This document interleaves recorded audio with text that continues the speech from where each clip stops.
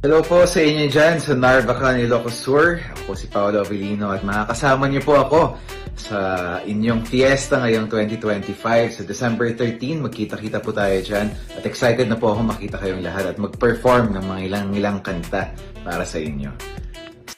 Tila may bagong usap-usapan na naman ang mga fans ng Kim Pao at talaga namang nakakakilig ang takbo ng mga hula nila. Ayon sa ilang supporters, si Paolo Avellino ay may show sa Narvacan, Ilocos Sur ngayong December 13. Pero ang mas pinag-uusapan ay hindi lamang ang event, kundi ang posibilidad na baka raw isama niya si Kim Chiu sa biyahe. Kung susuriin, may punto rin ng mga fans. Ang Narvacan ay hindi ganong kalayo mula sa Benguet at Baguio City, hometown ng pamilya ni Paolo.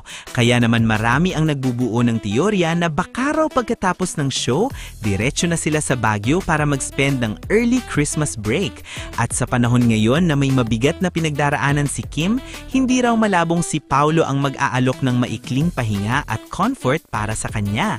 Dagdag pa ng ilang fans, perfect timing din ito para makapag-relax si Kim. Malamig ang panahon, tahimik ang paligid, at siguradong welcoming ang pamilya ni Paolo.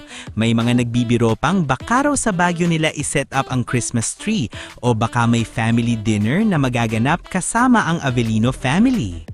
Wala namang kumpirmasyon mula sa dalawa gaya ng dati, pero ang saya panoorin kung paano ang simpleng schedule ni Paolo ay nagiging source ng kilig, hope at excitement para sa fans. Sa dulo, sabi nga ng iba, kung may kailangan ngayon si Kim, iyon ay pahinga, katahimikan at kasama ang isang taong nagpapagaan ng loob niya.